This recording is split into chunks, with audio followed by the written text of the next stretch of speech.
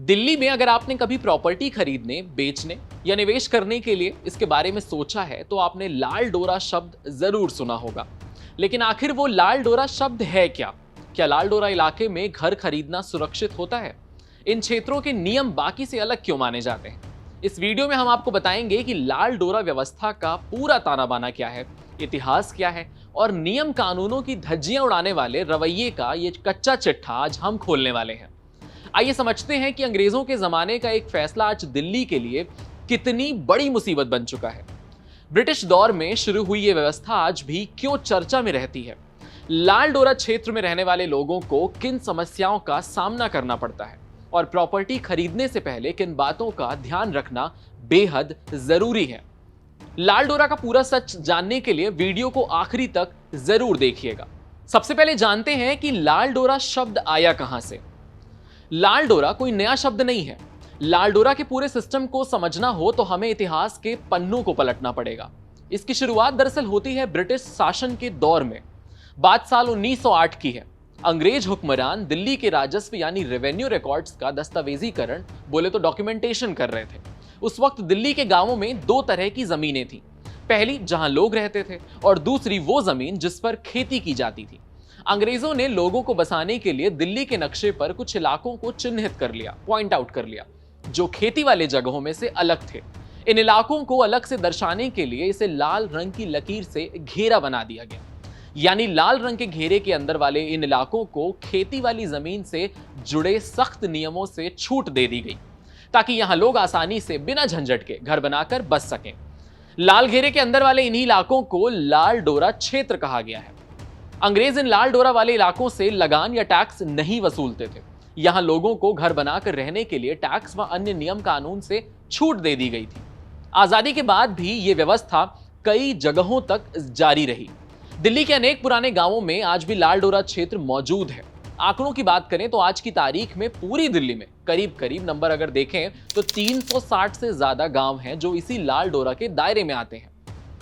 साल 1947 में अंग्रेज लाल डोरा इलाके के लिए बने खास इंतजामों को भी छोड़ गए, जिसके बाद से दिल्ली नगर निगम अधिनियम की धारा 507 के तहत इन इलाकों को भवन निर्माण के कड़े नियमों से छूट मिलती रही। यानी यहां म्युनिसिपल अथॉरिटी के नियम और बिल्डिंग बायलॉज काम नहीं करते थे। सीधे और साफ शब्दों में कहें तो लाल डोरा वैसे आवासीय इलाके थे जिन्हें कृषि क्षेत्र से अलग करने के लिए लाल रंग की लकीर खींच दी गई थी। जब अंग्रेजों ने रेवेन्यू इलाकों का डिमार्केशन किया तो दिल्ली के बीचों बीच ऐसे कई गांव थे जो लाल डोरा के अंदर आ गए थे। फिर धीरे धीरे वक्त का पहिया घूमता गया और ब्रिटिश हुकूमत के दौर के ये लाल डोरे इलाके दिल्ली के पॉश और मॉडर्न शहरी इलाकों के बीचों बीच आ गए। लेकिन म्युनिसिपल कॉर्पोरेशन ऑफ दिल्ली यानी जिसे हम MCD कहते हैं, उसने इन्हें छेड़ा नहीं। लाल डोरा इलाकों के लिए अंग्रेजों के जमाने वाले नियम आज 21वीं सदी में भी जारी हैं। दिल्ली जो देश की कैपिटल सिटी है, यहां से दूर रहने वाले लोगों के जहन में शहर की वही तस्वीरें कौंधती हैं जो फिल्मों में, टेलीविजन में दिखाई जाती हैं। इंडिया गेट के सामने की चौड़ी सड़कें, वहां सुबह सुबह टहलते हुए लोग, ऊंची इमारतें, साफ सुथरी लुटियंस जोन, ये चकाचौंध भरी जगहें दिल्ली के पॉश एरिया हैं। लेकिन हकीकत कुछ और बयां करती है। आगे बढ़ने से पहले हम आपको ये बता देते हैं कि दिल्ली के राजस्व विभाग के मुताबिक लाल डोरा सिर्फ दिल्ली ही नहीं बल्कि इन राज्यों में पाई जाती है। दिल्ली में, हरियाणा में, पंजाब में, यूपी में, इन सब जगहों पे शामिल है। कुछ मामलों में राजस्थान के ग्रामीण राजस्व रिकॉर्ड में भी आबादी भूमि की समान श्रेणियां मिलती हैं। दिल्ली सरकार के राजस्व विभाग के मुताबिक लाल डोरा गांव के उस हिस्से को कहा जाता है जहां लोग रहते हैं। इसे आबादी देह या एक्सटेंडेड आबादी भी कहा जाता है। इसका मतलब है कि लाल डोरा गांव की आबादी वाली जमीन से जुड़ा हुआ है, सिर्फ दिल्ली की कोई खास शहरी व्यवस्था नहीं है। कि लाल डोरा इलाके में मकान बनवाने के लिए कोई नक्शा पास करवाने की जरूरत नहीं पड़ती। यही वजह है कि जिन इलाकों में बेतरतीब तरीके से बिल्डिंग बनाए गए हैं, बिना सेफ्टी ऑडिट के, सड़कों के, नालियों के लिए जगह छोड़े बिना घर बनाए जाने लगे हैं, यही वजह है कि इन इलाकों में गलियां इतनी सकरी हैं कि फायर ब्रिगेड की गाड़ियां तक नहीं आ सकती।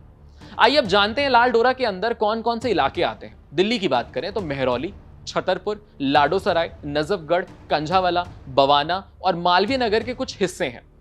आलम यह है कि लाल डोरा के अंदर आने वाले इलाकों के सकरी गलियों में कॉमर्शियल गोदाम, छोटी फैक्ट्रियां और रिहायशी इमारतें एक दूसरे से बिल्कुल सट कर खड़ी हैं। और जब ऐसी जगहों पर आग या कोई घटना होती है तो पूरी व्यवस्था ताश के पत्तों की तरह भरभराकर ढह जाती है। पतली गलियों और अतिक्रमण की वजह से ना तो फायर ब्रिगेड की गाड़ियां मौके पर समय से पहुंच पाती हैं और ना ही इमारतों में आपातकालीन निकास यानी इमरजेंसी एग्जिट गेट की कोई व्यवस्था हो पाती है। बाकी इन इमारतों के अपने खुद के फायर सेफ्टी सिस्टम की तो बात ही मत कीजिए, जो बस दिखावे भर के लिए सामने लगे हुए रहते हैं। अब आपके मन में एक सवाल होगा, क्या लाल डोरा का मतलब अवैध संपत्ति है? तो जवाब है नहीं। लाल डोरा केवल एक प्रशासनिक और ऐतिहासिक श्रेणी है। किसी संपत्ति की वैधता उसके दस्तावेज, मालिकाना रिकॉर्ड और लागू नियमों पर निर्भर करती है। इसीलिए लाल डोरा शब्द सुनते ही घबराने की जरूरत नहीं है, लेकिन बिना जांच पड़ताल के कोई फैसला लेना समझदारी भी नहीं है। तो कुल मिलाकर लाल डोरा भारत के ग्रामीण इतिहास और शहरी विकास के बीच की एक कड़ी है, एक ऐसी कड़ी है जो आज भी करोड़ों लोगों की जिंदगी को प्रभावित करती है। और ये अपने आप में बहुत सोचने वाली बात है कि जिन इलाकों के आज ये खबरें फैल रही हैं, जहां पर ये घटनाएं हो रही हैं, वो इलाके भी इन्हीं लाल डोरा इलाकों में आते हैं। इस खबर पर आप क्या सोचते हैं? कमेंट सेक्शन में हमें जरूर बताइएगा। ये खबर लिखी थी मेरी साथी शिल्पा ने। आपके साथ मैं हूं वात्सल्य, सारथी का सौधन, और कैमरे के पीछे मेरा साथ दे रहे थे मोहम्मद अली। ऐसे ही अमेजिंग एक्सप्लेनर्स देखने के लिए कड़क के यूट्यूब चैनल को सब्सक्राइब करिए, फॉलो करिए इंस्टाग्राम को भी, और देखते रहिए कड़क।